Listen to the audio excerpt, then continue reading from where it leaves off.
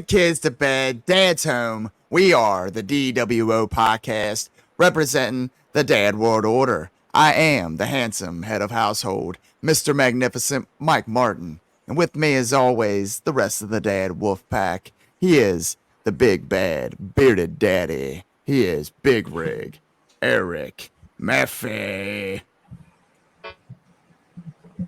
Honk if you hear me.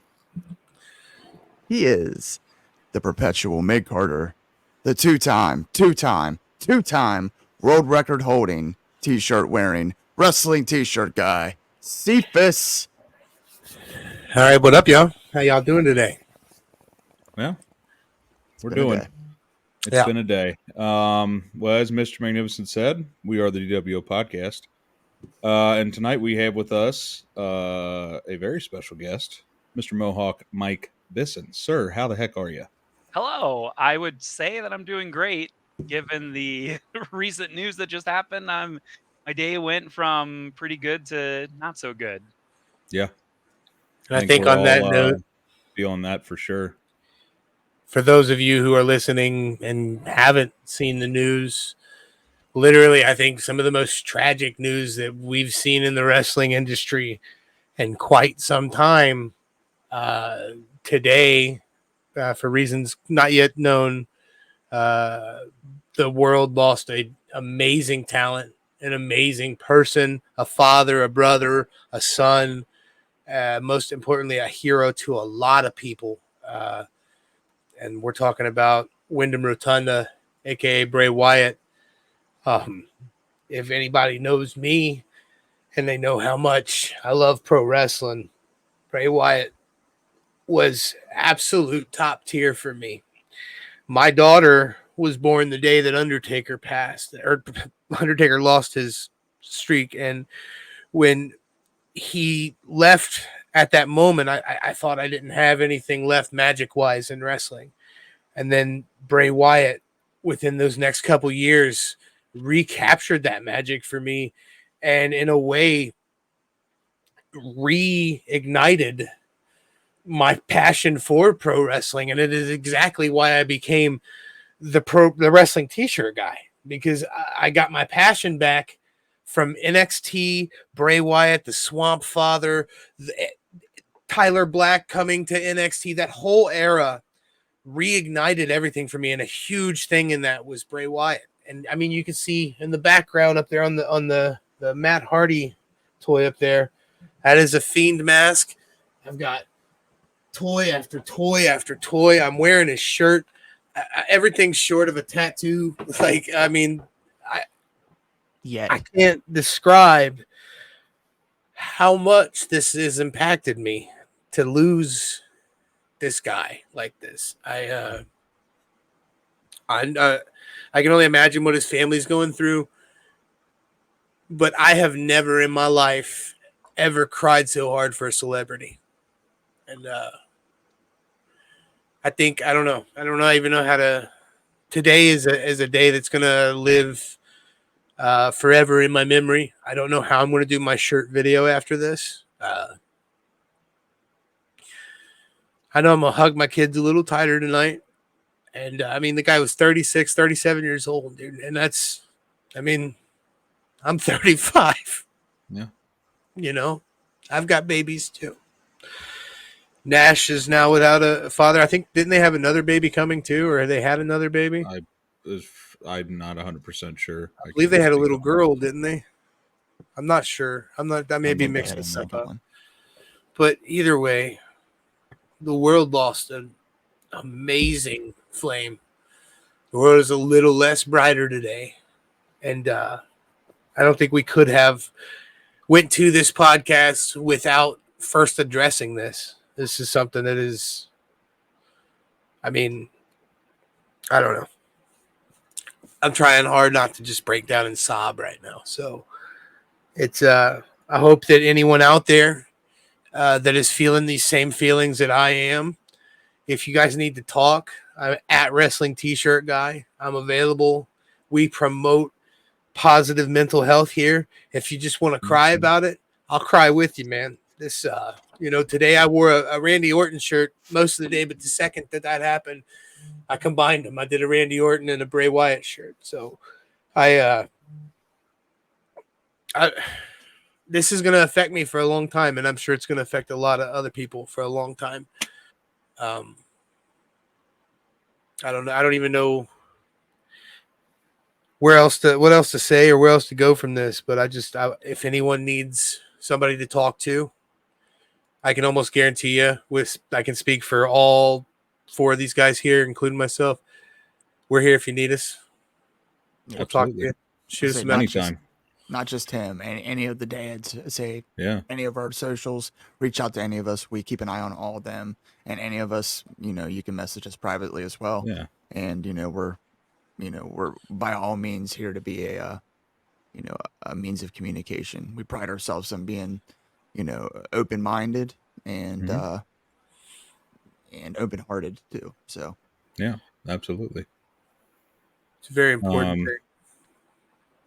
And I just, like Cephas said, I know this is probably going to affect some people more than others, but I think everybody that's just a wrestling fan can agree that you ain't going to see another like him at all. I mean, that guy had such a mind that we're not going to see it anymore. And I'm thankful that we got a glimpse of it, So we got to see behind the curtain a little bit, having Jason Adams on here, see some, I really wish that, we would have got the chance to talk to Bray himself, but it is what it is. There's nothing we can do. And then I want to go to one of these comments here, man. I think that this is the truest comment right here. Yeah. It is a very sad night in the wrestling world. They also, for those of you who are wondering, they did have 2 babies. They had a daughter as well just recently. So he leaves behind 2 children, an amazing wife. He's got brother, sister, Bo and Mika, his father. There's so many people that are going to be affected by this. So we are, like Eric and Mike both said, we are very huge proponents on talking about your feelings, whether you're male, female, in between, whatever you identify as. It doesn't matter what you identify as. It's not a sign of weakness.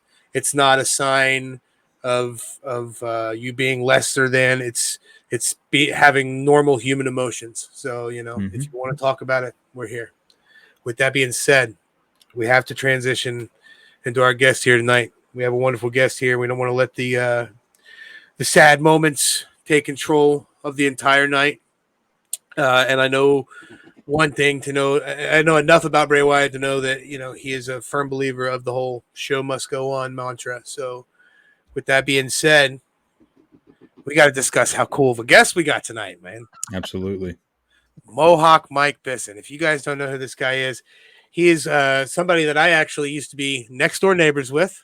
We grew up in the same school district, same class. I think you were technically a grade above me because our birthdays bounced off. But we were both 87 babies. You know what I'm saying? We're both the same age. We grew up in the same kind of respect. We were both kind of big gaming nerds, if you will. And he took it way farther than I did, man. Mike, how you doing, brother? I'm doing good. Like I said, it's obviously like today's rough, and I think one of the other things that I want to mention too is like one of the reasons this impacts so hard is that this was completely out of nowhere, and we're roughly the same age. Like I just turned 36, and like to open my phone today and be like, oh yeah, just Bray Wyatt passed away, just 30, 36, 37. I'm like, that's how old I am. Like it hits really hard, but also yesterday with the loss of Terry Funk, which like for me, like obviously like a little bit before my time, the full legacy, but like you talk about like the huge impact with ECW and like tape trading back in the day, and like I remember like getting VHS tapes of Yeah. Terry Funk matches and being like, this guy's insane, and like, it's just it's one after another. Yeah. It hits really big, and I think the most positive thing out of all of this is seeing the community come together. Wrestling fans coming together to not only celebrate the lineage of both of these individuals, but also one another. It's we talk, with the intro, like I work in the video game industry, and there is a sense of camaraderie there, but it's like not in the same of wrestling is so unique because it's live theater at the end of the Right. day, Mhm. and we're all experience it at the same time and usually within the same way, and the storylines, that kind of help shape our lives. It's a crazy time, but I will give you guys just a real quick side story. One of the things that I had the honor and privilege of doing so far within my career, within like conventions, live events, esports, tournament organization, and things like that, is I got looped in a few years ago with WWE when they were doing up, up, down, down, like really heavily. And I had a recent conversation with at the time he was the vice president of digital content and was basically in charge of up, up, down, down, and a lot of the online featurettes and things that you would see with WWE. Mhm. And we were just kind of like catching up, and I remember in the conversation it came up was like, what's one of the biggest things that you feel like you missed with up, up, down, down? Like, what is that one thing you wish you could have done?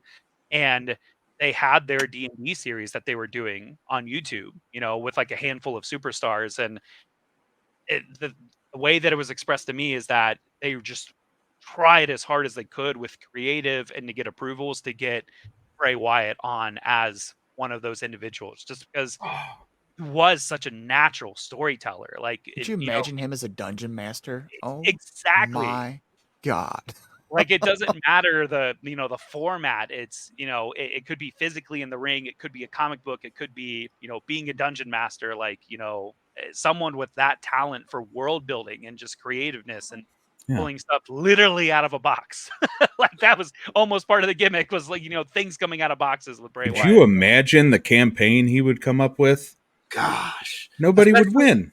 especially if they like let him create one in his world, Yeah. And then, oh my gosh, the puppets and the fiend itself, Man, I really wish we could have got a lot more of that, dude. And Yeah. we're gonna look back at this now.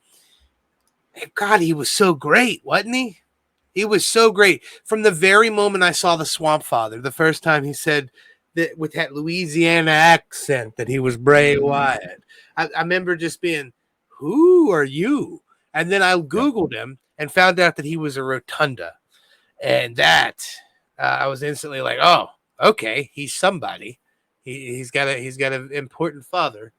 So I Works for man, the government. oh my Yeah, goodness. but I think that's one of the things too. It's like, at least that's like the vibe that I get, is like a lot of these things that were birthed into the world is like, it's not just, it wasn't just his, it was everyone's. Like, Mhm. the Fiend as a character, anybody could put on a Fiend mask. Anyone Yeah. could develop characters like within that realm. So I think it's, obviously, like, it's terrible we don't have that performer anymore, but like we'll have those characters forever. Like, I don't think they'll, so we could very easily do a D&D campaign inspired by the Yeah. Fiend or any of those Yeah. characters, or Bray Wyatt. Like, it's any. I'm sure there's already been some kind of stuff like that out there too. But Somebody's made it for sure. yeah, Man, that's it's definitely a loss, man. But like you said, he leaves behind a legacy, and I mean he was a big gamer too. So, it's literally like you said, 36. It's like losing one of us. You know what I mean? We're all pretty close to that age. I mean that's listen, you're closer than you realize. You're closer to that than you are to fucking Dude, I legit had a really like scary dream about a week or so ago where I felt like I was dying, and like it really felt like I'm in my early 40s, but I mean, God, it's felt so real, and it just once I got over 40, man, I just started feeling a lot less immortal. yeah. Yeah, And I I mean, it's definitely feel you on that.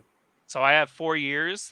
Note note that I've got 4 years to kind of do everything I need to. But I think that's also part of like, and we talked yesterday, um, kind of on the other podcast. Is like that's kind of the thing is relative within like the sense of time. Like if you're passionate about something, freaking pursue it, man. There's no time like the present. I mean, you guys here with this podcast, me with like my career and like gaming and esports, like if there's something you're passionate about, just do it. Just Yeah. chase it and make it happen. yes. Yeah. And I just to reiterate what you guys said last night was, you asked about what kind of advice you would have, and I just absolutely ditto what Cephas had to say. Just go for it. I mean, that's just what we've done, and ultimately, we've our number one credo the entire time was to have fun. At the end of the Yeah. day, this makes us happy. And it's great that people enjoy it as well, but at the end of the day, this is for us. So I mean, it's found something positive that we can do and something to look forward to, a light at the end of the tunnel, even on dark days. It's like today, this is a great outlet, for these emotions. This is a great outlet for our creativity. And you know, again, just if you want to do it, quit making excuses, try it. You're not gonna succeed at everything, but you can at least just say you tried, and you don't have to live with regret. Mm-hmm. And I think the takeaway there too is that that's part of the reason that I've been a lifelong wrestling fan. Like I grew up, I have my dad we were a wrestling household. I have 3 younger brothers. Like we grew up in that like prime golden era for like 90s wrestling. And so for me, like I've always been a wrestling fan. And I remember like the first time actually being like, are there any like wrestling shows around me? And like actually like even relatively before the internet, just like asking around word of mouth or like seeing a flyer stapled to a telephone pole, be like live pro wrestling this Friday at the Armory. Right. And you're like, Where's the okay, armory? that's not Hulk Hogan, but I'll go see him. Like I don't know who any of these guys are. And I'm sure that like a lot of wrestling fans, you at some point at least fantasized about being a wrestler yourself. And for, Absolutely. for me personally, like whereas like of course that was like a dream, I kind of quickly realized that like I didn't have the physical attributes to really be a performer. But that's where I feel like this message also needs to be conveyed, that it's like when I for a period of time lived in Las Vegas, Nevada, and there was a local promotion out there. It's called Future Stars of Wrestling, and their whole promotion is the idea is bringing in this younger talent with older talent and kind of helping generate like the next reign of superstars, so to say. Hmm. And for me, I went to like the first show and I had a blast. And I went to the second show and I had a blast. And the end of that second show, I'm like looking around and like people are like collecting chairs, the ring crew comes out, and I just walked over to one of the wrestlers and I'm like, "Hey, I'm interested in getting involved. Like how can I help? What can I do?" Like I do all these events on Twitch. Like I would love to start you guys a Twitch channel and start live streaming your shows. And I think that's the biggest piece. Like that's the biggest message that I can share, is that if you are wanting to get involved, I think a lot of people from a top down view is like, "Oh, I have to be a wrestler to be involved with wrestling." No, there's you could be in broadcast, you could be a commentator, you could be a ring announcer, you could be backstage helping with logistics, gorilla position, Lighting um, and rigging. lighting, rigging. There, Yep. if you look at like a WWE like setup, like a live show, like Monday Night Raw, it's not like 3 guys are on staff. Like they have Right. hundreds of people that make it happen, and you just scale that down to your local indie. They're always going to appreciate people helping setting up and taking down chairs. They're going to always appreciate ring crew. They're always going to appreciate people selling tickets at the door, concessions or things like that. And if you want to be involved, there's 100% a spot for you. It doesn't matter if you can do a leg drop or not. It matters if you actually are passionate and there and willing to put in the work. It's Well, just like and with. Go ahead. go I'm ahead, sorry. Mike. Go ahead. It's like with any business, you gotta. It's not just the product that everybody sees and enjoys. It's all the people behind the scenes that the accountants, the maintenance guys that that help that put that product out. So without them, that cog doesn't turn. That's for sure. I was going to say something I've noticed too is that a lot of these indie shows we go to, a lot of the people that are setting up and taking down the ring are the people wrestling in it. And Yep. I feel like part of that is there's probably not a lot of people, people think, oh, I can't be a wrestler. I can't be a part of the show. So the people that got to do it are the people that are wrestling in the ring. And I mean, if you want to be a part of the show, worst they can say is no. Go ask. Like you said, just go and do it. I mean, one of the greatest pieces of, I guess it's podcasting advice, but really just any advice. I think it was Chris Van Vliet interview. He was talking about just podcasting in general, and he was, like, how do you get yours off the ground? How does it become successful? He was like, just keep doing it. He was like, don't stop. Even if you feel like, oh, I don't really have much content, just get on and talk. Because the moment that you feel like, oh, I don't really have anything to talk about this week, you're done. Just keep doing it and stuff will come to you. And that's what's happened with us. I mean, when we started our podcast, we've talked about it multiple times. Mike was doing it from a laptop that was from 1993 and was running, Windows 97. And I think it was I was just doing Windows. It didn't even have a number. It was just Windows. The original Windows. I was doing it from my iPad, we didn't have a clue. And see, that's the thing too, dude. Mike or Eric, what you're saying right there, I could have not started shirts and stuff because I don't have a video intro ready. I don't have all the stuff ready like DWO podcast did, but I set a date and I went with it. And we didn't either. We didn't have any kind of intro. We didn't even have an overlay. Yeah. I think the second episode is when we had an overlay because we started researching, how do you do this stuff? And that's the other thing. If you're like, oh, I don't know how to do it, Google's your best friend. There's so much stuff out there that, websites, whatever. We use Canva for all our stuff. If you're like, oh, I don't know how to use Photoshop, use Canva. It's the easiest thing on earth. And we make all our stuff with it. It's awesome. What up, Canva? Yeah. Sponsor us if you want to. But I was scrolling before you guys, just kind of talking about how I just want to go back to the mental health thing because I came across this picture from a recent event we were at, and this picture it's my background on my laptop because this just I love doing this with these guys. I've not even seen that. We're all morons, you can tell, but we're having a good time doing it. And oh man, that's a legendary picture, dog. That's our first ever meet and greet. Yeah, and that's how we looked at the meet and greet the whole time. But it's just, I don't know. I saw that picture and it just makes me feel like every time, God, because we've had our days where we just, I'm just not feeling it, or I'm tired or whatever. And it's all worth it every time we get on here because I have so much fun doing this with these guys, which I'm sure you do with the eSport. I'm sure it gets exhausting. I was listening to you on shirts and stuff last night, traveling every week and everything. That's, like you said, I sleep on the plane, but gotta be once daunting. you get into that environment, I imagine it's much the same feeling of just yeah, this is it. Yeah, and it's kind of one of those things that even looking back at it, just from the context of professional wrestling, because again, I've been a lifelong fan, and I kind of I was working in this world of esports and live broadcasts, I kind of started to get to the point where I'm like, how can I apply these skills towards wrestling? I've learned this skill set. How do I take this thing and apply it over here? And just a little bit more on my background within pro wrestling, I've done a ton of indie shows, live streamed, produced. I even got to, for Future Stars of Wrestling, I was a booker on one of the shows. I actually got to sit in on the meeting and help dictate the matches and pace of the show and things like that.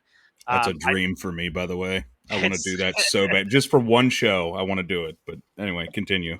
I will. The one thing I will say is you got to be careful. It's partially also a trap because when you get in there and you're like, okay, here's the talent, and it's playing with your wrestling figures, right? It's oh man, I have this guy and this guy's really cool and I want him to challenge for the belt. And everybody in the room is like, why should that guy challenge for the belt? And it's you kind of lose yourself in what should be a 45-minute conversation of here's the matches top to bottom for the show. It's like a 4-hour, like, yeah, but remember that one time that Bret Hart did that? Like, we could incorporate that in this match. You're like, dude, we're 2 matches into the card so far. We just speed this up a little bit.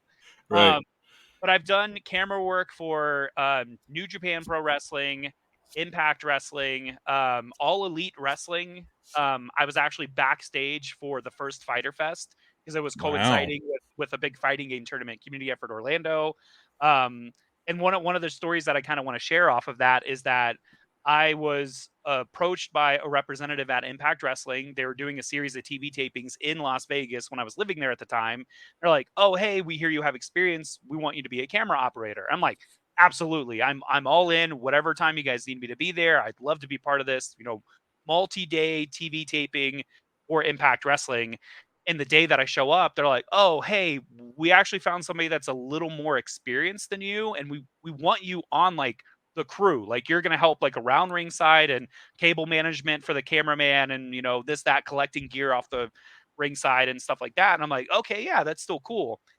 And when they introduced me to the camera operator who had more than experience than me, it was actually one of the students from Future Stars of Wrestling that I had been training on being a camera operator.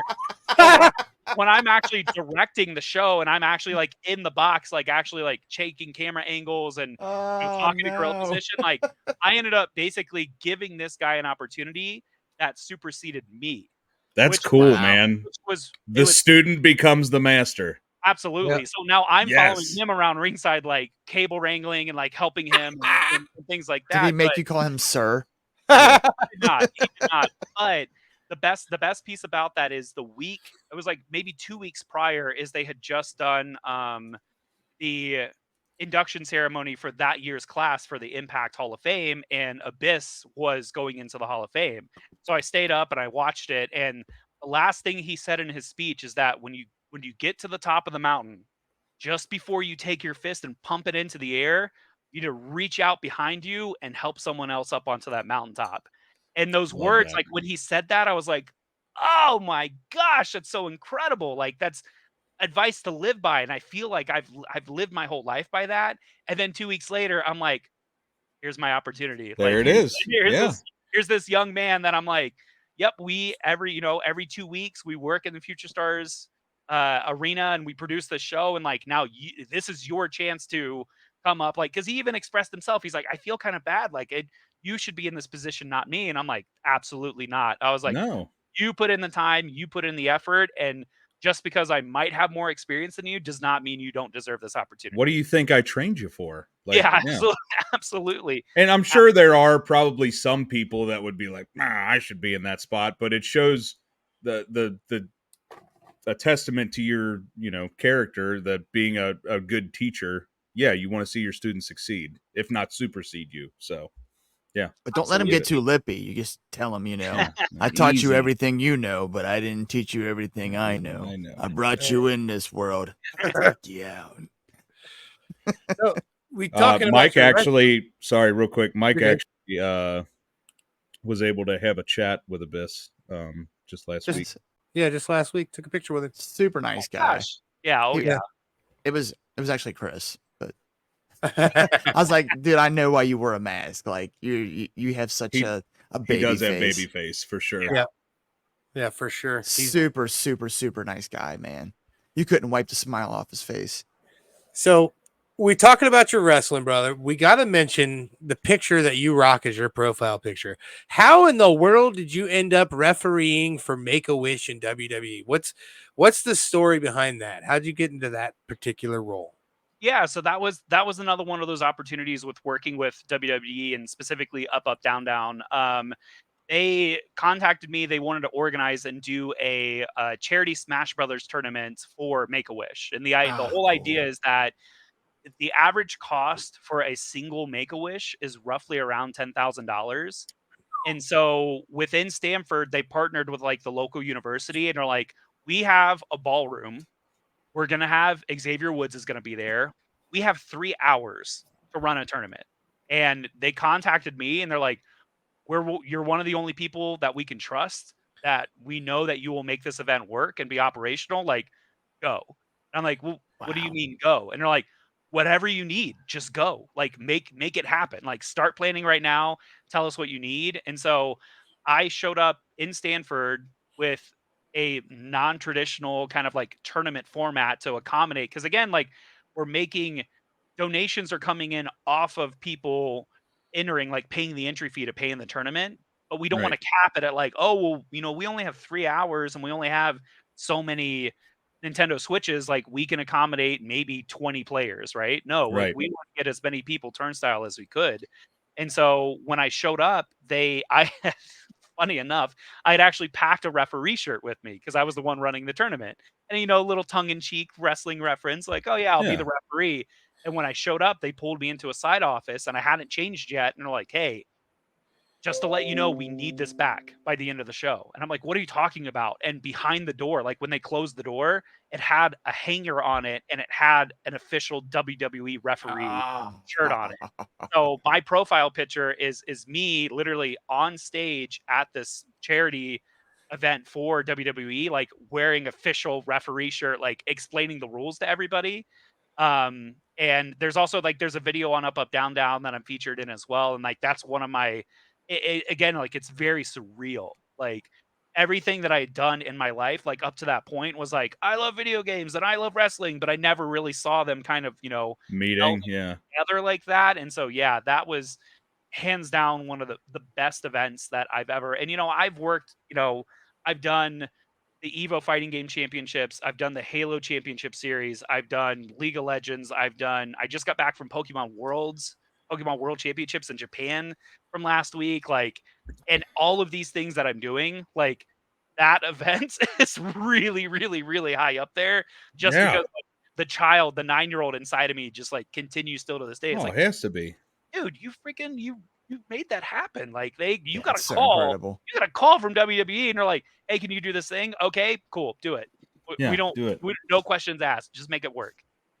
Oh, by the way, when I mentioned to my son, I was like, yeah, the guy we have on tonight was just at Pokemon Worlds. He popped so hard for that. I forget what the hell he said. If it was for Pokemon such and such, I'd be king or something like that. Like, I think it has to be the current one, dude. Yeah. I'll tell you what. Give me private message me after this. Give me your address and I'll send you guys some Pokemon swag. Hell yeah, dude. You're gonna make my kid the happiest little girl on earth. She has literally put me over. Dude, I'm not kidding. Like, she already has a bigger card collection than I did when I was a kid. And that doesn't include any of my cards. That's just from her getting cards for, we're at, GameStop or whatever. And she's like, oh, can I get this pack? Or, we've been in stores before that have like the gumball machines where you put in like 50 cents and get a card. Yeah. Dang, bro. Wow. Flex. BDE. Flex. Boom, put it on the table. Big Dad energy.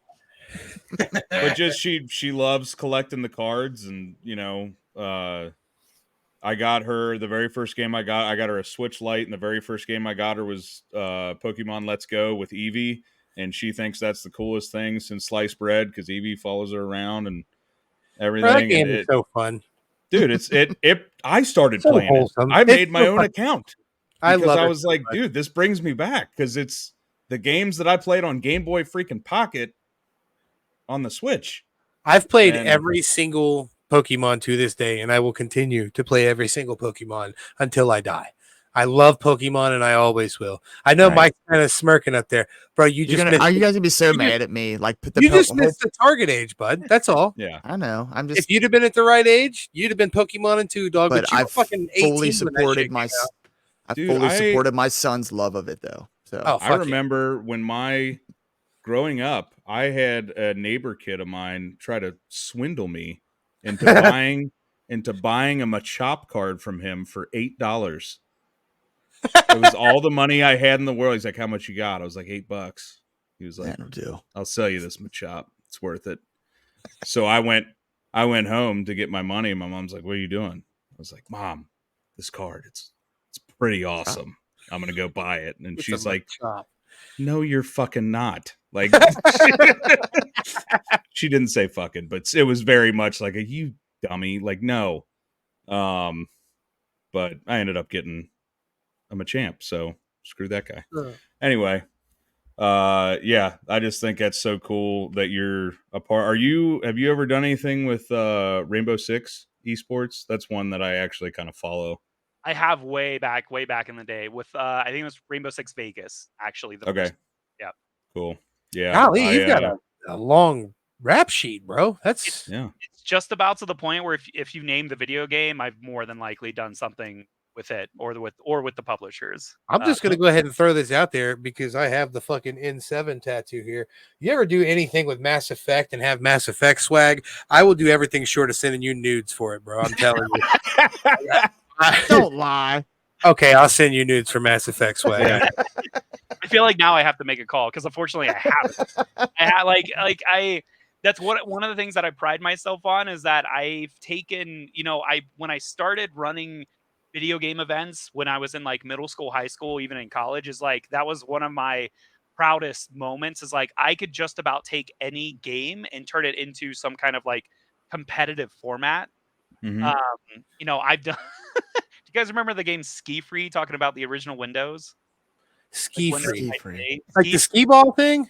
It's not skee ball. It's the one where you're a little skier and you're going down a mountain. Oh my God. Yeah. Yes.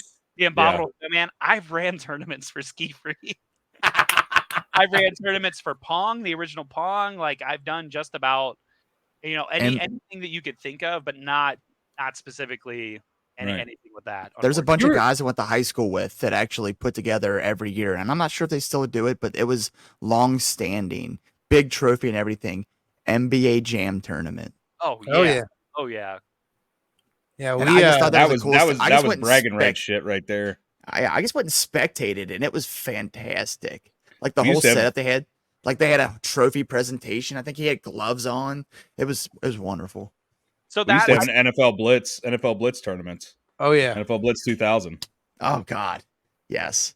like that's the biggest thing. Like part of the reason that we're here right now, right? We're on Yeah. this podcast talking is that it's so much more. It's so much easier now to have a fandom and be a community of that fandom. So whether it's Yes. professional wrestling or like Mike, you're not too old. You can still get into Pokemon. You can Yeah. cards. You can still play. And I'm not just shilling because they're kind of one of my employers. I'm just telling you that it is great, brother. Well, I talked about it just recently that it's like once you're a part of a community like that, obviously like the wrestling community is its own thing, but like within the Pokemon community, you go to these events and you play and you make friends, and it doesn't matter at the end of the day if you win or lose. Like obviously people love winning and it's a competition, but like just getting together and like celebrating, like, you know what? I really like Pikachu. My deck's got all Pikachu in it. And it's like, you're probably not gonna win, but Good for you. Okay, since you said that though, I have to bring up this, and I'm gonna have all three of us top 3 favorite Pokemon for Dog Mom: Squirtle, Pikachu, Snorlax. I need to know everybody's top 3. Listen, I can give you my top 3 pretty quick. First off, number 1 is Charmander. Not Charizard, not Charmeleon, Charmander. He was my first pick. He will always be my first pick. And that's why I've got him tattooed on my arm right here. I am a Charmander user. Second will be Mimikyu. I love Mimikyu. I love the sadness of Mimikyu. For those of you who aren't hip to Pokemon, he is a Pokemon that is deemed so ugly that he stitched together his own Pikachu suit and he wears it over top of himself. And no one has ever actually seen what a Mimikyu actually looks like. And then it's dark as fuck. That's deep. Oh, it's super dark. And then my third favorite Pokemon is Haunter. I love Haunter. I've always There loved you go. Haunter. I love the way he looks. So technically, I went 2 151s, but for me, I have, I really like Mimikyu. I think he's one of the great new Pokemon. I would have to go all 3 151s. I think Charmander is definitely there. He was my first pick as well.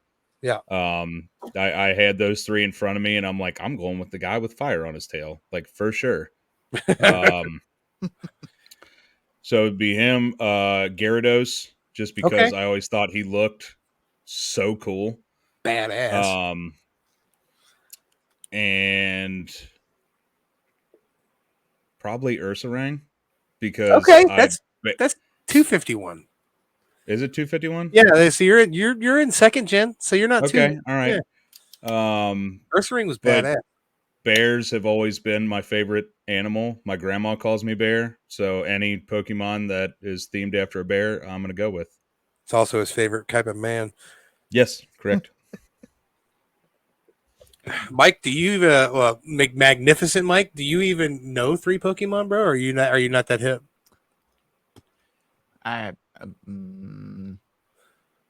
See, I know Charizard. I know Charizard. Obviously, everybody knows Pikachu. Right? Yeah, I watched the Pikachu movie was absolutely adorable, and yeah. I will say, I listened last night, and you said that you play Nintendo Switch, and I popped for that because I exclusively play Nintendo Switch these days because I can take it with me, and I often am not in a position to play at a console and stuff like that. So I like having something I can pick up and put down. So that being said, I'm definitely open to recommendations that own my first Pokemon game. Bro, I will literally, I no joke, have every single one that's released. Both Let's Go Pikachu, Let's Go Eevee, Sword and Shield, Scarlet and Violet. I literally have everything, and I will give me something to pull me in. Let's Go Pikachu. Let's Go Pikachu. Yeah. It's the first game, Mike, but it's remade in today's engines. So it's beautiful, it's crispy, it's clean, and it's literally Pokemon Red, Blue, and Yellow. So you're playing the first game just great. You know what I mean? It's a fantastic version. Literally, when I see you when we go to Iowa, I will bring it with me. So next weekend. Yeah, we're going to Iowa next weekend. First time ever, by the way. It's gonna be pretty cool. We can play a little bit in the van on the way out if you really want. Yeah. Yeah, man. We may end up taking the sedan, by the way, just because no one else is coming with us, and the sedan's big enough for you to fit in. So, shotgun, sir.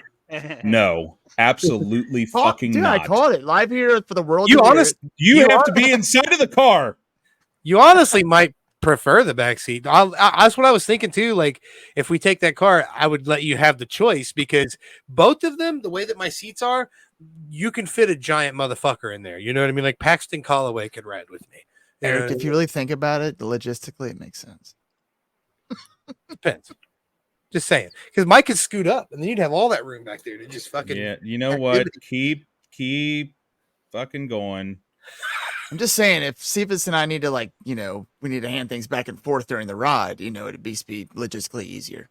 I will say though that if I'm driving, which makes this was our ride up to Detroit. Look at my head. I love the dichotomy between you in the back and then the driver. Yeah. Jackson was by far the tiniest person in the car. I mean, granted, it was his car, so obviously he's driving, but yeah. But yeah, all I'm Eric saying curled up and went to sleep though. I don't know how I fell asleep. I don't know. I was trying to get comfortable the whole ride home, and I was just like, nope. And then I'm sure at some point you looked over, and I'm just like 6 inches from my face, like this. And now we're about to drive literally more than double that distance. I'll be all right. It was the ride back with no sleep, not staying in a hotel. So yeah. Yeah, dog. There's like I said, I wouldn't even attempt to take the Kia if it wasn't big enough. It's a full size Kia sedan. I got plenty of room, and I sleep in it every single morning before work. So, sir, I'm working on them Kias every day. I know all about it. Yeah, it's a big old Optima. So in case anything happens, we have an expert on hand. And I will say, well, I do have roadside full coverage. What's up, baby? I will say though that if I'm Han Solo and I'm flying the Millennium Falcon, Chewie should probably be to my right. And I mean, who's very fun, Honestly, that like would be me. I don't give a shit. You can have whichever one works better. Just call me Luke Skywalker. I guess you're Luke, dude. If we do Han, Luke, and Chewie, I mean, who are we here? You know what I mean? I love it. I don't know. I don't know. I kind of, fancy myself a Han Solo. You are a scruffy nerf herder. He does have a Han Solo in the carbonite giant thing on his wall. Going down to his the entrance to the man cave. I still have den. I'm sorry. I feel like I just can't, like, out of my head. It's like in a bingo hall in a state far, far away. Like the start, Yes. start of the movie is No. like, Like legit, I've seen that. Somebody painted that. You know how you get on the stairs and you have that piece of ceiling that somebody painted the what are they? What's the name for The it? scrolling words. The scroll. Yeah, they painted that down. I was like, God, if I thought I would be at this house for like a long time, I would 100% do that. Yeah. Right into the Han Solo and the carbonite at the bottom of the stairs. I think we may have just found a new intro for our podcast, possibly, if we can make it happen. What are you talking about? Dude, we could. Oh, okay. Challenge accepted. Mike's got a new project. I thought you were talking Don't about call me this. for 3 days. I thought you were talking about this because we could put that in the intro too. With everybody saying, Dad, World Order. Yeah. yeah. Speaking of which, sadly to say, that was Bray's last match, wasn't it? Yep. LA Knight. Damn. Mountain Dew Pitch I Black. want to talk about production value though. This is where like I nerd out. It's like the whole blacklight reveal because again, like everybody's like, it's the Pitch Black Mountain Dew match. You're like, what does this even mean? You're literally just shilling some product, but then seeing the face paint go from what it was to then blacklight and change in the middle. It was cool. Ring, like it was very cool. Yeah, there were some cool elements that were put in. Like it was one of those things that it was like, it almost feels bad to say, but it's like it feels weird that it was wasted kind of in like this kind of like one-off shill kind of a way. But like if he could have come out every week on Monday Night Raw or every pay-per-view and done the same thing where the paint reveal changes under the blacklight, like so good. Yeah. That would have been awesome. Yeah, for sure. So I gotta ask, just because I'm a fairly avid Rainbow Six player. Is that in terms of like communities, gaming communities that you've worked with, is there any that you're just like, they're a little more toxic than I'd like, or it's something like that? Because like I say, I play it pretty regularly, and the only reason I play it pretty regularly is because I always have 5 of my friends on a squad. I will never play it with randoms ever in my life. Yeah. I mean, as far as like communities, I feel like, especially back in the day, like Call of Duty was sometimes kind of rough to work with because, like, again, like you're like hosting like this big event and it's a tournament and there's tens of thousands of dollars on the line, and like specifically Call of Duty back in the day was like a lot of like very young. Like if you think like your standard demographic for Axe body spray, Monster energy drink, and like the Fast and Furious movies, like. That we're stereotyping here. Like, yeah, right. I feel no way. The Kyles of the world playing Call of Duty. Get out.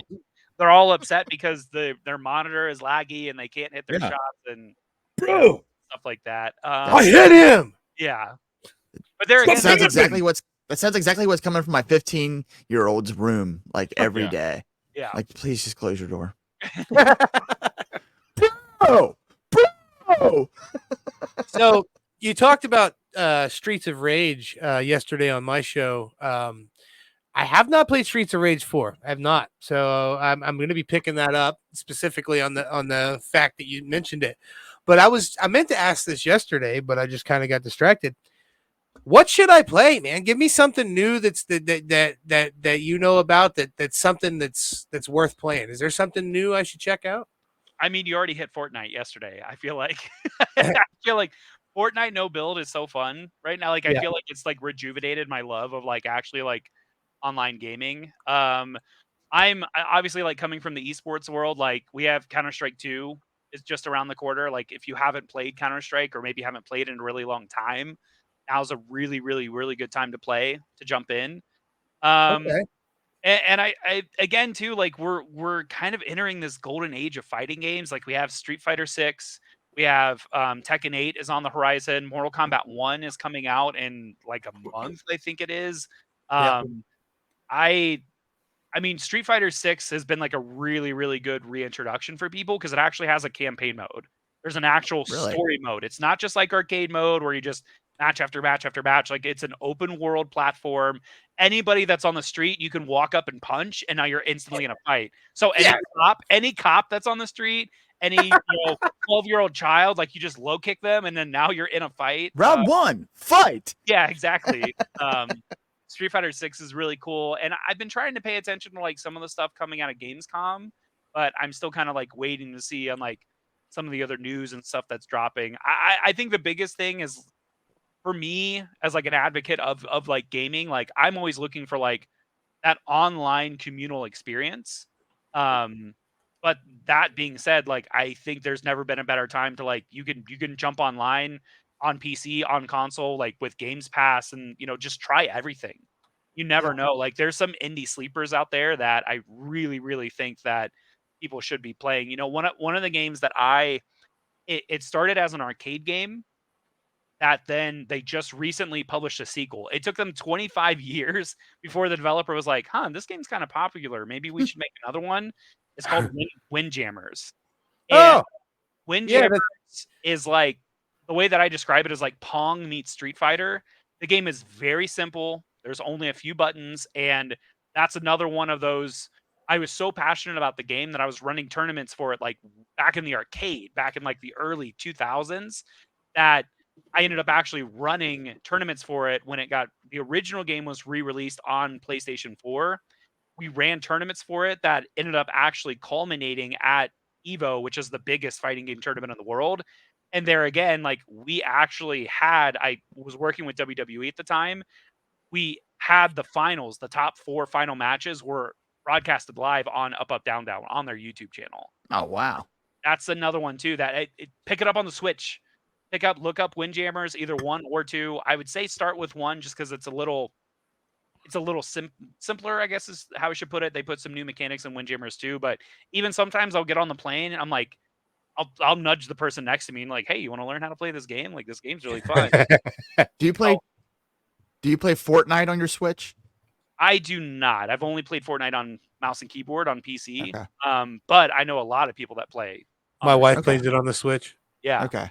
I was just curious how it was gonna like translate because there is a I don't step have a down in PS5 graphics. There's a step down in graphics, but the gameplay's still fine. My wife plays on Switch all the time, and you can ask, Eric. She plays just fine on the Switch. I'm perfectly okay with the level of graphics that the Switch has. Like, I love Mario games. I love Zelda games. I love that kind of thing. I mean, that's my the only bread and thing butter. you're really lacking when it comes to a Switch is like, for example, with Laura Croft is somebody I can think about specifically. Her character model, when you're on the PS5, you can see the compass on her backpack. Okay. But when you're on the Switch, you just see a little silver circle. You know what I mean? It's not going to matter when I'm getting slaughtered. First off, we all suck, Terrible. buddy. We all suck. Buddy. It's all about just getting together with your friends. It's literally just like this in a way.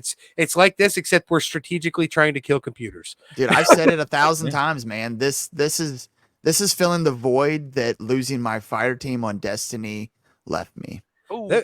I needed today after losing Bray. After I needed the therapy of talking to my Fire boys. team's still here. Yeah. part of the fire team. Just I Eric still play left. Just Destiny. Eric left. Eric was part of my OG fire team. I think Me this and is Craig. this is also a good segue, guys. I don't know if you have Fight Forever, AEW's first video game, but they just released Stadium Stampede, which Stadium is their version Stampede. of Fortnite. Yes. Oh, I see here you uploaded your 3 favorite Pokemon here. We didn't discuss that. Oh yeah. That is fantastic. I first off, Dragon Executor. Holy shit. I love that version of him, the Alolan version of Executor. And I believe Klefki, which is a lot of people hate Klefki because it's an inanimate object. A lot of people hate the inanimate object Pokemon. I think they're fantastic. I've definitely, the older I've got, I kind of, and here's the thing too, I've talked with people from Pokemon like directly before, and we've had this conversation. I was like, the older I get, I kind of like the useless Pokemon. Like Klefki is a set of keys. It's not a dragon. No, yeah. It's not like a giant seal. Like, no, it's a set of keys. And you know what? Yeah. I'm cool with that because you know what? Utility wise, I need a set of keys. Like everybody needs a set of keys. And it makes sense too when they actually, the character of Klefki, from what I understand, its lore is that it literally that's what it saw first at that moment or whatever, and it transformed into a set of keys because that's what it saw or some shit. I don't know exactly the story of the first clef key, but it basically adapted what it saw. So there's a reason that it looks like a set of keys. And then your third favorite Pokemon we actually talked about, Machamp. That's basically Goro. Machamp's definitely top 5 for me. I was going to say, actually, for Mike, if you're just getting into Pokemon, you should probably go with Machamp because first off, he has a wrestling belt. Like, he is like a wrestling character. He is one of 2 Pokemon. Yeah. And he's got 4 arms. He's like Goro from Mortal Kombat. Like, he's just like a really cool character. So when you get Let's Go Pikachu and you're starting to play, get him a Chomp. Get him a Chomp. Yeah. Yep. And the cool thing is because you're willing to play it, I will pick up another. I will pick up a another new file of Let's Go Eevee, and I will trade you all the version exclusives, which we don't need to be near each other. We can just trade them online, and I can send you all the Pokemon you can't get in that game from my game. Oh hell yeah! Yeah. So we'll get you into games, dog. I'm telling you, man. I know you're already into games, but we'll get you into some more nerdy shit. One of us.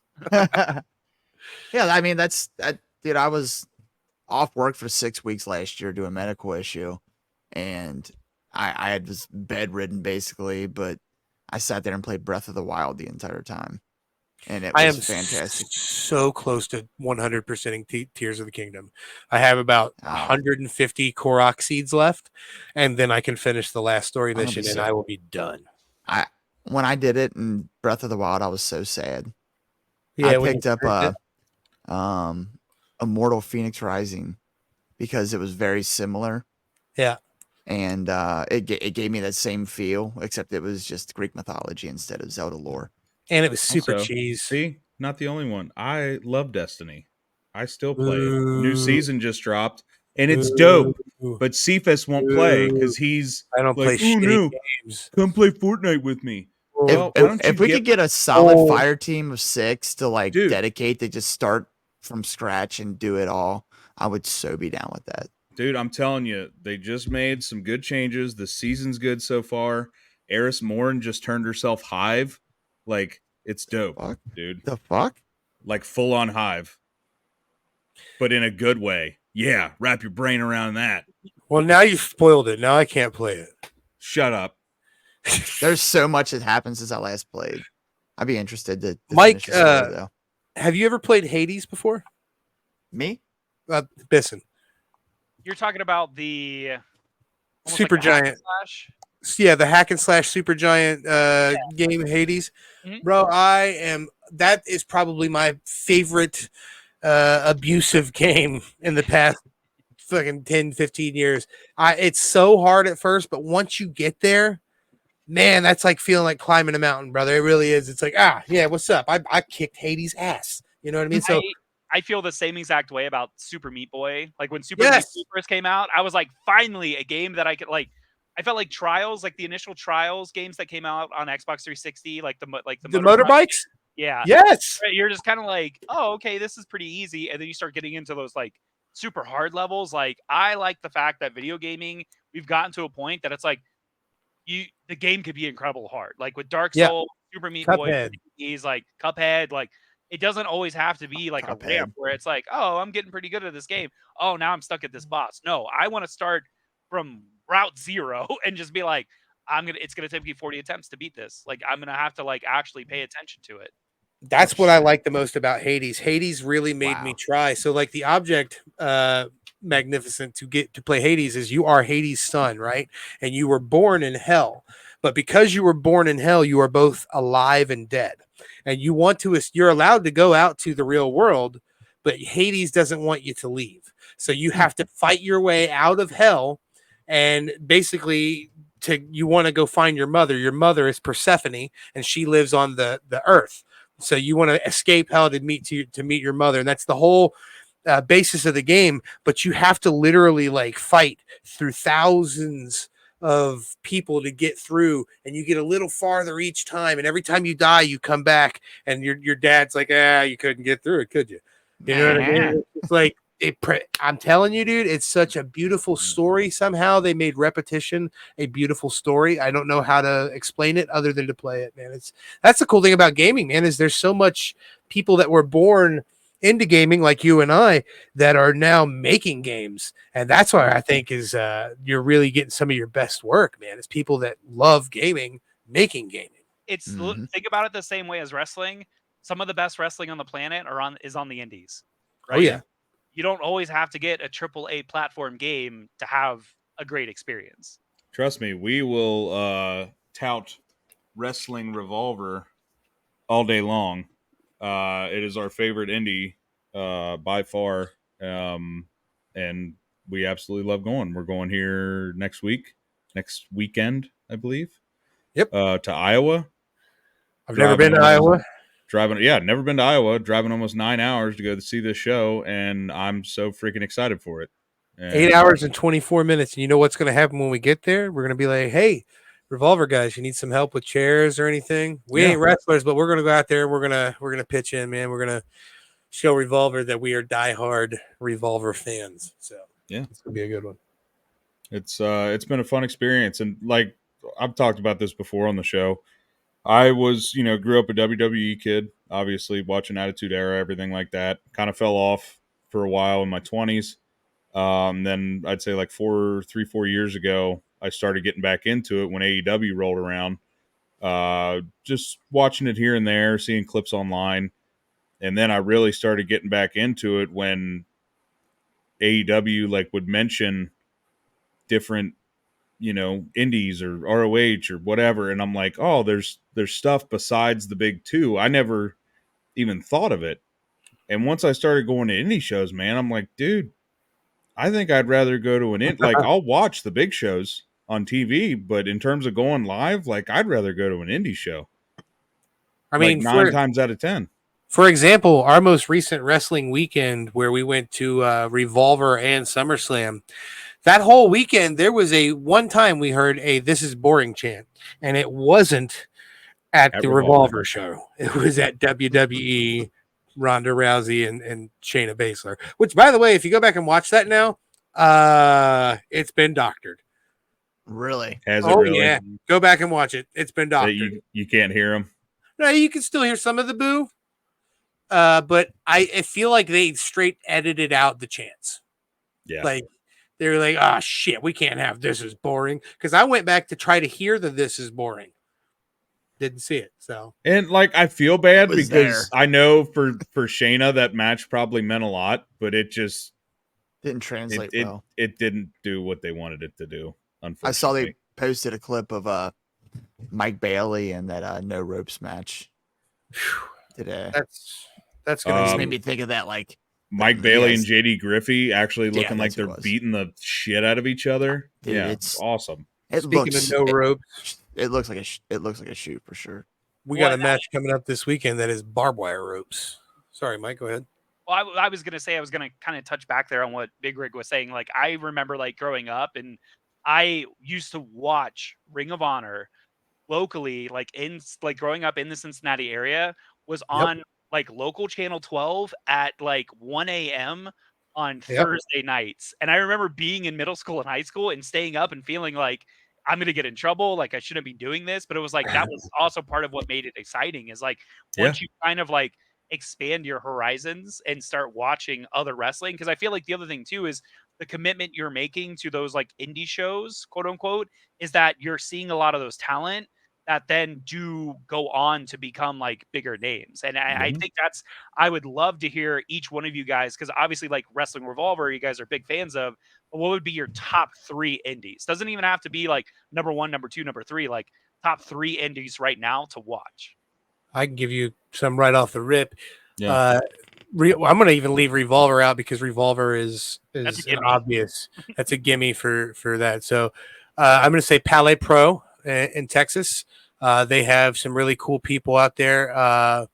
Their champion is one of my favorite indie wrestlers. I would say the Northern Wrestling Federation. They just put on a hell of a show. Summer Sizzler. And then I got to go with GCW too. I love GCW. I like what Nick Gage has been bringing there. I like. I would like to see Nick Cage wrestle now that I think about it, but I really like them a lot as well. How about you guys? I definitely say, GCW is a fun one to watch. They just have, and the cool thing about GCW is there's a lot of talent that's on Revolver that's also in GCW, so it translates really well for me. So I would say GCW.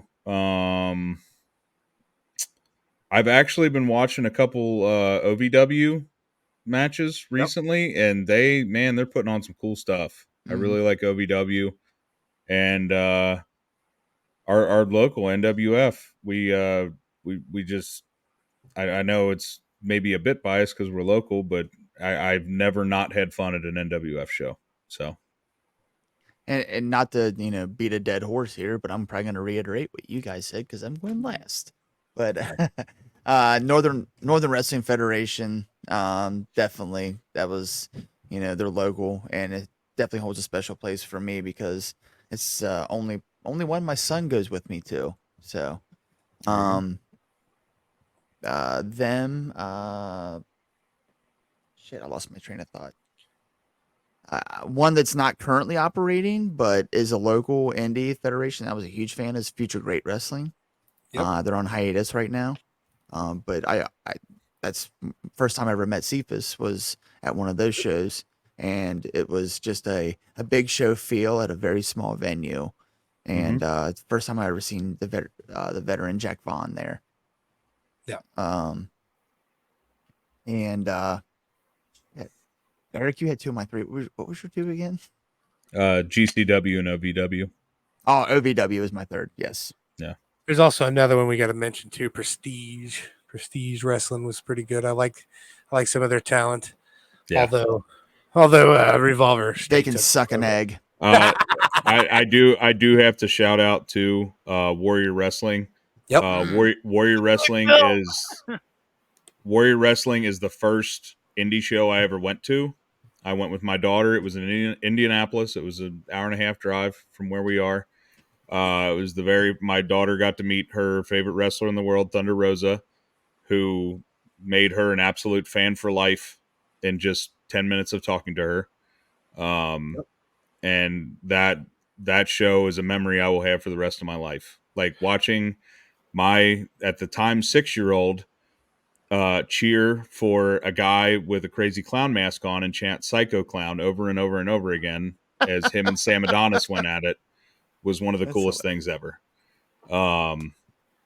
And we actually went to another Warrior Wrestling show up in South Bend, and I got to watch Will Ospreay and Blake Christian tear the house down. Like, oh my gosh! You know, in front of like 100 people. Yeah, in front of like 100 people. Like, get out of here, dude. I got to see Swerve live on that show. Will Ospreay and Blake Christian. Like, Athena won the Warrior Women's Championship at that show. Like, just unreal. I was working. So I mean, there's so many good indies. It's hard to pick just three, but that Warrior holds a very special place in my heart because they are originally what got me into indie wrestling and created a lot of really good memories for me and my kid. So, and I think we'd be remiss if we didn't mention Tri-State Wrestling and Cincy Wrestling. Both of those are under 2 years old, so they're kind of new. So maybe that's not why I didn't put them in my top three, but they are both putting on great shows. We saw Madman Pondo at Cincy Wrestling. We saw $1 Million Man Ted DiBiase and Eric Redbeard at Tri-State Wrestling. And this is all, Tri-State works out of the Fitness Center. And they're going to have one on September 9th when we get back, actually. I'll be there for that one. So, But yeah. Man, we got even more of an hour out of it. I just looked up and it's an hour and 9 minutes. Holy crap. I just want to say I really enjoyed your guys' conversation last night. It was very entertaining. I did too. I listened to it while I was at work today, and I was like, I wish this would go longer. And I was like, oh, yeah, we get to do it tonight. It's gonna kind of. Yeah. Well, I appreciate you guys. First off, getting to actually like reconnect and actually kind of, we haven't talked in a while, but like you said, we grew up with each other in the same circles and, same school systems and stuff like that. And, seeing what you're doing with your podcast and here at the DWL podcast. Like, I feel very like privileged to be here. I think it's awesome to be here. And to be honest with you, it's one of those things that like I would love to like be in a group chat with you guys or in your Discord and like, because the other Yes. thing I love about wrestling is I'm Dude, let's a make a clip, Discord. I'm a clip guy. I will take a clip of a match that I'm like, this is really cool, and I'll send it to other people. And that's again like we don't have tape trading anymore. Like we don't have means of doing that. I found a match the other day. This is the other thing. I'm really, my algorithm is tuned so good that I can find wrestling matches that like have less than 100 views that are like either one, incredible, or two, the weirdest shit you will ever see. I found a match a few weeks ago that's literally two guys in a warehouse that instead of like a hardcore like barbed wire and like glass tubes match, it's all uncooked pasta. They're literally taking like That's awesome. They take like a board, like a styrofoam board that has like pasta, uncooked noodles sticking out of it. You know what that sounds like? That sounds like a stepdad's match. Yeah, right there. I've never. We have a couple buddies that are a tag team. They're the stepdads, and one of the last times we interviewed them, we asked what was the worst thing you ever got hit with, or like worst bump you ever took, and they said landing on a laundry basket. Yeah. And it's just, like just goofy shit like that. I love it. Man, I have never once touched Discord, so I don't know anything about it. So I'll set it up. Set one up, man, and I'd love to have an extra wrestling DWO chat, Discord coming at you. Literally group so messages. is that just like a group chat with anyone we want, essentially? Is that what that? Yeah, but you can also connect it to like it's more of a gaming thing, because you can, like, if we're playing on Xbox or Fortnite, we can get in a Discord channel and just talk on that. Okay. So it's just basically like I know some of my friends use it because certain Nintendo games don't have chat. So my friends play Splatoon. They don't use the Splatoon app. They use the Discord app. Yeah, Discord's awesome. You guys will have to walk me through it, and I'll be a bit of a noob. And I think I can speak for Mike too. I think he's gonna be a noob as well. Yeah, make the two of us. Yeah, I don't think he's too hip on Discord, but I'm definitely down to have another place, like you said, to tape trade, because that doesn't exist anymore at all. I feel like I remember vaguely showing you JCW when we lived next door to each other. I think I had a JCW tape or something like that and showing you. So I mean, it's crazy, dude. 20 years down the road, and here we are, still fucking friends, both kicking ass in our respective industries, if you will. Yeah, Mike, when we get off of here, I'll get your information. I'll set that up. I'll set up a server, and we'll rock and roll. Yeah. I think worst case, if for the fans of this show or for other people, you could jump in and everybody can talk, during the downtime when the podcast isn't around, or maybe make a channel just for Destiny. You guys could get some people on playing games, connecting, bonding, talking wrestling. Yes. You fuckers are gonna get me playing Destiny, aren't you? You need to do it.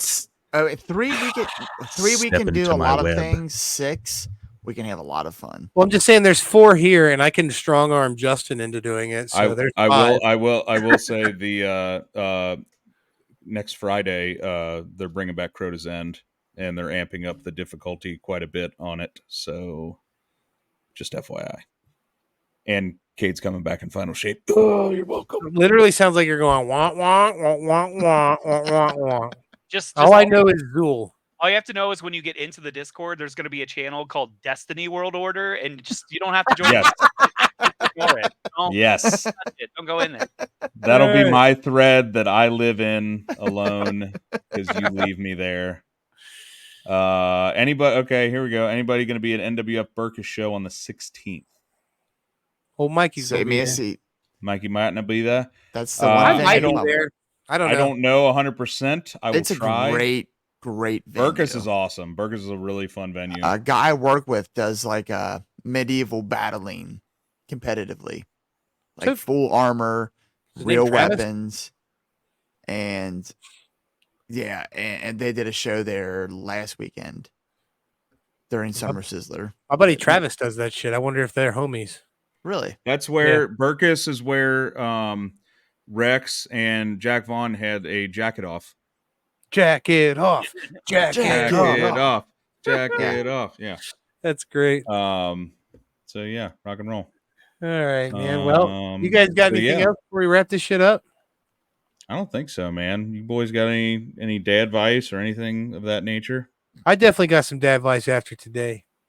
It don't matter if you got kids. It don't matter what you got. If it's a dog, if it's an old lady, a wife, a friend, even if it's just someone on the end of a chat room, send somebody you love some love, man. The world got a little less brighter today, so maybe do your part in trying to lighten it up a little bit. So count your blessings. You don't know how long you got. You never know.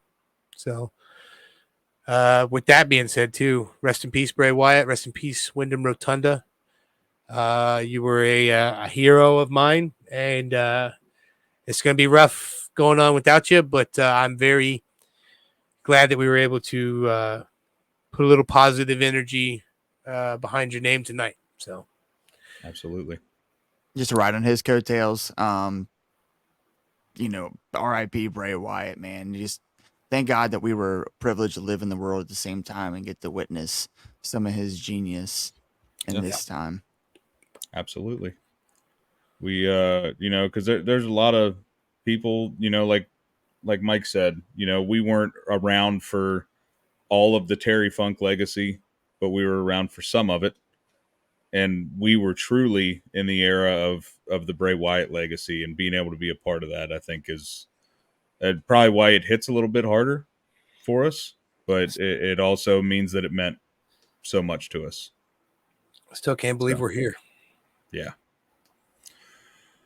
Well, Mike, thank you so much for coming on, sir. We really plug appreciate your socials before we let you go.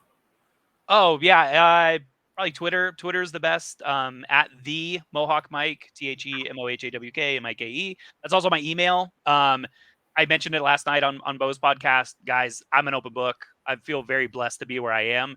Shoot me an email if you're interested in getting involved, whether it's gaming, wrestling, event organization, whatever it may be. Like, don't be afraid. Reach out, ask for help. We all started somewhere, and I didn't think as a 12-year-old kid hooking up a bunch of computers in my high school's cafeteria that someday I'd be working for Pokemon, Nintendo, and WWE and stuff like that. So yeah, you guys want to follow me on socials at the Mohawk Mike. You want to shoot me an email, themohawkmike@gmail.com. More than appreciated. Thank you guys for having me, and I'm looking forward to getting this Discord started up and we can hang out more. Hell yeah. I love it. Yeah, so proud of you, buddy. That's always one of the things that I've we have guests on, and then I'm like, oh man, we don't really get to talk to them as much anymore. Like, we'll talk every once in a while, but now we're starting a Discord. I'm like, yes, the conversation continues. Love Hell it. Yeah. So yeah, man, thank you so much for coming on. This has really been like Bo said, when we look up and it's like, oh, we're past an hour. Those are the best conversations because we're not looking at the clock. So, as always, we have been the DWO podcast. He has been Mr. Magnificent Mike Martin. He has been Wrestling T-shirt Guy Cephas. He has been Mohawk Mike Bisson. Check us out on all the socials at DWO. Ooh, there we go. A little too sweet right in the middle. This is so hard. Why is it so hard? Yeah. Just go in the corner. All right. Real quick. Oh, yeah. Go ahead. I love you guys. I love you too, buddy. Very much. At DWO_podcast, Facebook, because much they love don't to you fans too. like underscores at the Dead hug. DWO podcast. TikTok at DWO_pod. There we go.